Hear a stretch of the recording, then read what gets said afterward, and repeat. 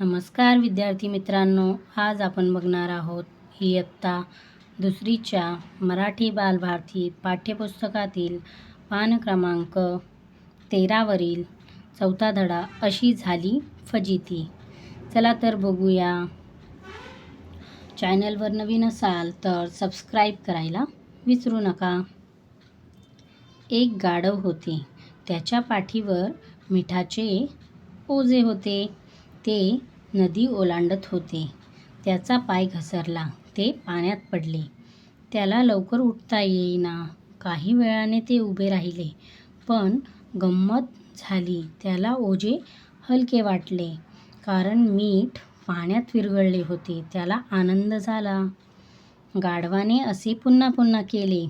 मालकाने त्याला अद्दल घडवण्याचे ठरवले. पुढील वेळेस मालकाने गाढवाच्या पाठीवर कापसाचे ओझे लादले. ते घेऊन गाढव नदी ओलांडू लागले.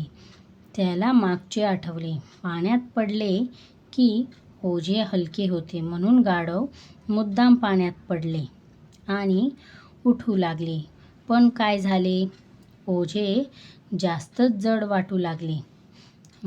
गाढवाच्या पाठीवर कापसाचे ओझे होते. पाण्यात भिजून ते अधिक जड झाले होते.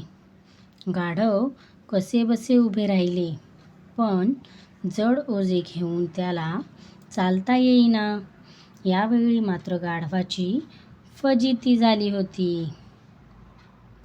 नवीन शब्द शिकूया. ओलांडणे, पार करणे. ओझे म्हणजे भार. फजिती म्हणजे फसगत होणे. चला त्यावरील प्रश्न उत्तर पाहूया. मला हे समजले. उत्तरे लिही. गाढवाच्या पाठीवर पहिल्या वेळी कशाचे ओझे होते? मिठाचे ओझे होते. गाढव पाय घसरून कोठे पडले? पाण्यात. गाढव पाण्यात पडल्यावर त्याच्या पाठीवरचे मिठाचे ओझे हलके का झाले? मीठ पाण्यामध्ये विरघळल्यामुळे. योग्य पर्याय निवडून बरोबरची खूण कर.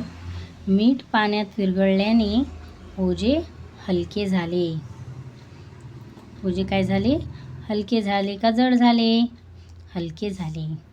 दुसऱ्या वेळी मालकाने गाढवाच्या पाठीवर कापसाचे किंवा साखराचे ओझे लादले. कशाचे ओझे लादले? कापसाचे ओझे लादले. कापूस पाण्यात भिजून अधिक हलका किंवा जड झाला?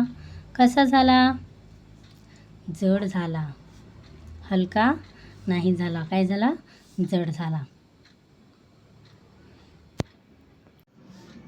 चला, पाठातील गोष्ट वाच, वाक्यांचा योग्य क्रम लाव.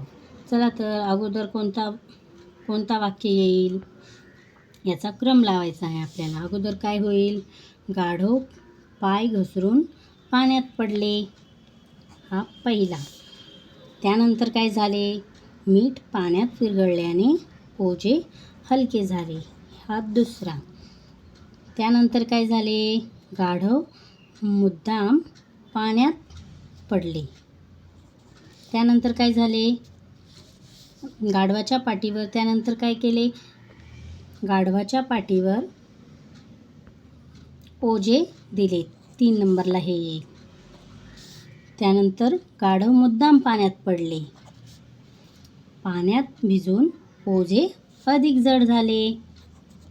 अशा प्रकारे याचा क्रम लावायचा आहे. या ठिकाणी आपल्याला शब्दसाखळी तयार करायची आहे. अमोल. ल पासून कोणता एखादा शब्द सांगा बरं. ल पासून कोणता शब्द येईल?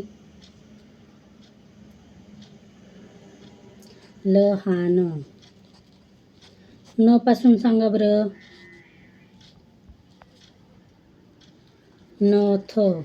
थ पासून थवा. पा पासून वात. आणि त पासून तराजू. अशा प्रकारे ही शब्दसाखळी पूर्ण करायची आहे. त्यानंतर शब्दांचा क्रम लावून अचूक वाक्य तयार कर व योग्य शब्दचिन्हांचा वापर कर. अशा प्रकारे हे सोडवायचं आहे. काल गावाहून रमेश काल गावाहून आला. रमेश काल गावाहून आला. व त्यानंतर काय येईल? भाजी केली आजी का. काय येईल याचं वाक्य? आजी भाजी का केली. अशा प्रकारे. असेच नवनवीन व्हिडिओ पाहण्यासाठी चॅनलला लाईक, सबस्क्राईब, शेअर करायला विसरू नका. धन्यवाद.